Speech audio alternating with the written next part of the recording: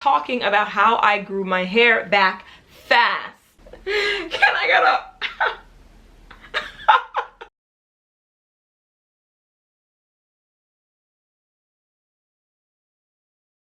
Hello everybody, I am Jack, or JC if you are a long time subscriber here, and if not, welcome. It's nice to have you. You good? All right. I have been wearing this hairstyle for like the past week and loving it, which is a very long time for me to be wearing my hair out, but let's get into the video where I'm going to be talking about how I grew my hair back fast. Okay, if you are new to this channel, you may not know that I have had several setbacks, as you do as a YouTuber, as you do as someone that does hair content, as someone that has natural hair, as someone that has hair. Okay, sometimes you end up in a situation or a state where you do have some sort of a setback, and I was dealing with that. I deal with a lot of thinning, especially towards the end of my hair. When my hair sheds a lot, sometimes it can look thin and then it starts growing back in from the roots, and then you see like a thickness difference between the roots or the top half of my hair and the bottom half of my hair. I already have more fragile ends, and so through breakage and everything, the ends are thinning. So I'm constantly on this like cycle of trying to restore my ends, trying to maintain the density that I have at the top all the way through to the bottom. So I am constantly on that journey. It is very important for me to come up with ways that I can grow my hair back fast in a record time. That's what this video is about. Of course, I am going to specify that fast, okay, speed, relative, all relative. So what's fast to me might not be fast to you. That's number one. Number two, we are talking about hair growth here, okay? Growth is only so fast that your hair can grow given nature, the natural speed of most people's hair growth, and also genetics. What your hair has typically grown like, the speed and the rate it is typically grown. So that's that on that. So with that disclaimer out of the way, I'm gonna get into it. First things first, me have to say, all right, protective styling. You know that I'm going to always preach about the protective styling, because them who can't hear must feel.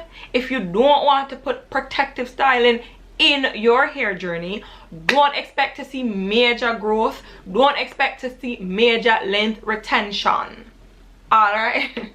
But yes, tip number one would be find a protective style that is easy for you to do, okay? So I know everyone says protective styles, and there's a reason that everyone says protective styles, especially people that are trying to grow their hair and have natural hair. If so many people are preaching it, it's because it works. But the subsection that I would say of protective styles are choosing protective styles that are easy for you to do. I'm gonna say easy for you to do because the more you can do your hair, the more you can participate and be an active participant in your hair journey, in your hair styling, the better. Now, I understand not everyone has all the time in the world. Not everyone has a schedule, let's say like me. Like, I'm not a mom, I'm not a wife, I'm not like, I don't have all the responsibilities, okay? And I love that for me in this season of my life. So it means that I have a lot more time to dedicate into moi, looking good, feeling good. Okay.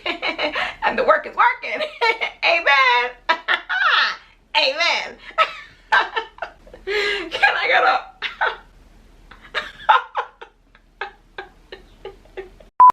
Moving swiftly right along. So I understand that not everyone has the same amount of free time or time to dedicate to, you know, beauty, self-care, hair, whatever, as everyone else. Totally understand that. But if you can find a style that works for you, that works in your schedule, and if you can prevent always having to go out for someone else to do your hair, that protective style for you, that is 100% beneficial. So for me, I love two-strand twists.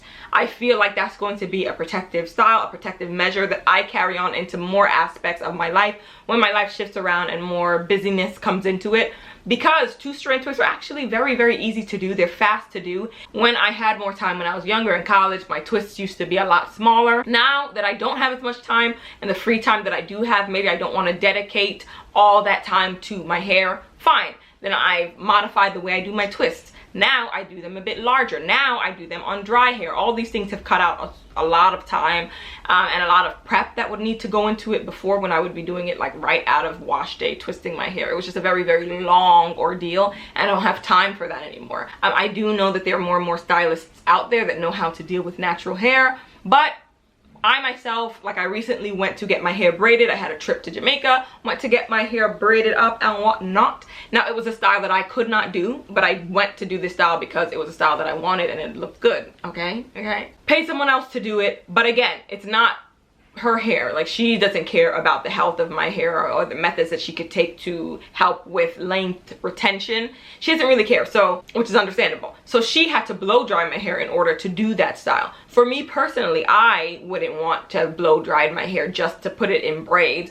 Like, to me, I'm like, if I'm blow drying my hair, I want to be doing a style where it's blow dried. Like, that's the point of putting heat on my hair, is because I want it to look more stretched or whatever. Even people that deal with natural hair, in order to make their job, because it's their job, easier, these stylists will still do things that may not help in the long run often with your hair goals, but they do it because they need to get the job done. You're not the only client that they have. They need to make this as easy as possible for them to do and less painful for you. So all I'm saying is that when you do things yourself, you can control a bit more how it's done and use the methods that are the best, that are going to be the best for the long-term health of your hair. That's the dozzle. Number 2, trim when necessary. Are you listening? Can you please listen? Now, I know there is something somewhere on the internet where it says trim every 6 to 8 weeks, and I believe that that number was said and specified because for most people, for a lot of people probably, that is the average amount of time when they start noticing split ends, when they start noticing something happening with their hair ends. I don't really know. All I know is that usually when numbers are given, there's a reason, because the general population, the average, probably falls in that number, okay? Here's what I'm gonna say though, and this is coming from someone that trims their hair probably more often, or at least at one point was trimming their hair more often than most people do, and definitely most people would recommend. So I'm not saying this from the lens of someone that is afraid of trimming, that doesn't believe in trimming, that wants to hold off a trim. Not at all. What I'm saying is, do not trim your hair every 6 to 8 weeks. I know. Trim your hair when it needs it. You might be a person that can go trimming your hair 2 times a year, and that is perfectly fine for you. If that is you, first of all, God bless you.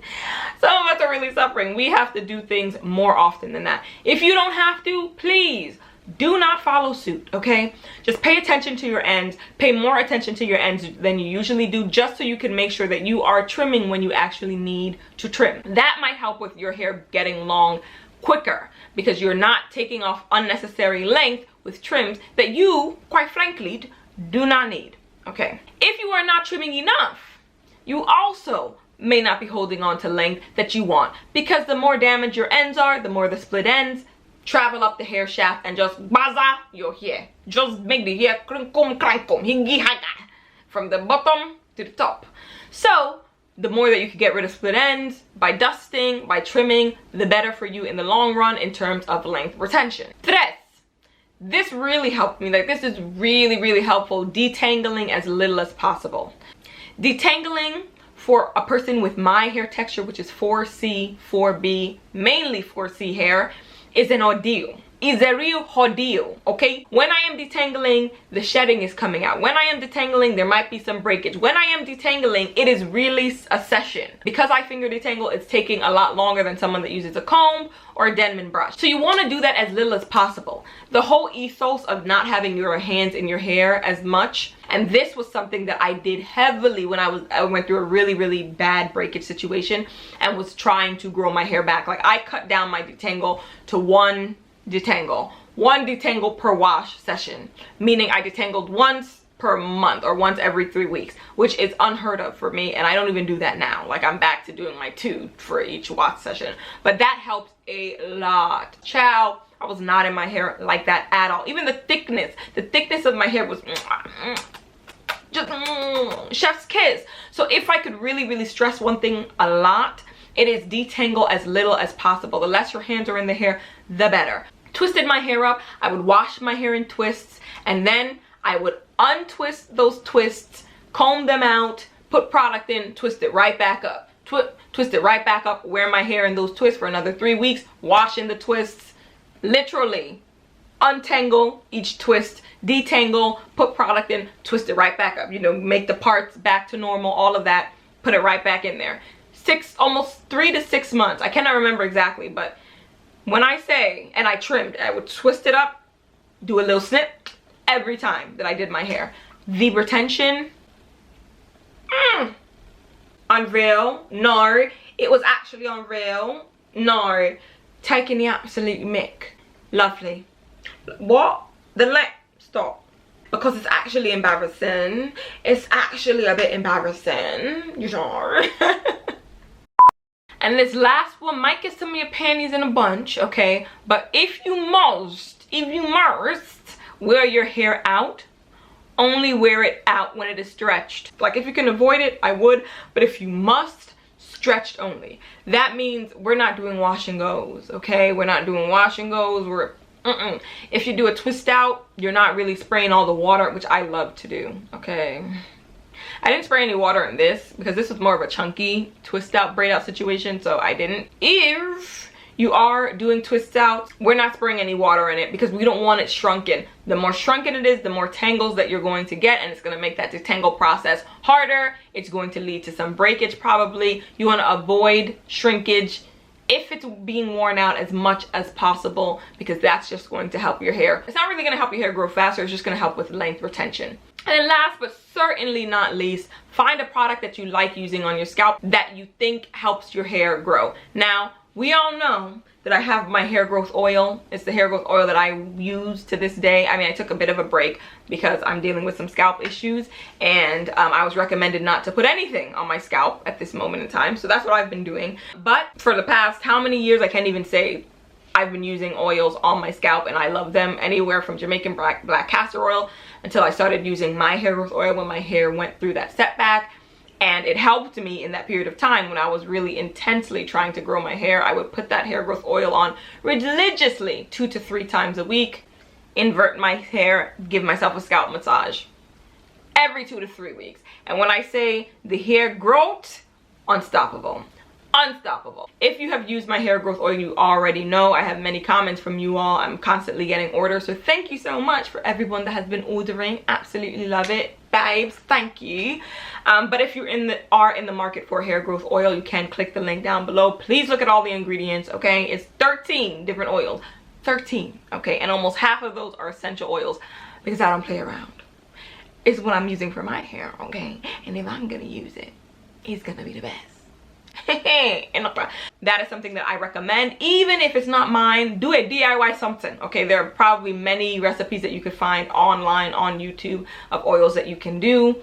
That is it. That is all. Thank you all so much for watching. If you have any tips, please share them in the comment section below. Let us all know how it is that you help your hair grow. We're all on growth journeys. We're all trying to do the best with our hair. People are at different stages, and I might be happy with where my hair is, and you might be too, but you might be able to help someone else out that is really, really struggling or really looking for new ideas and new ways to, you know, switch up their hair journey, switch up their hair process.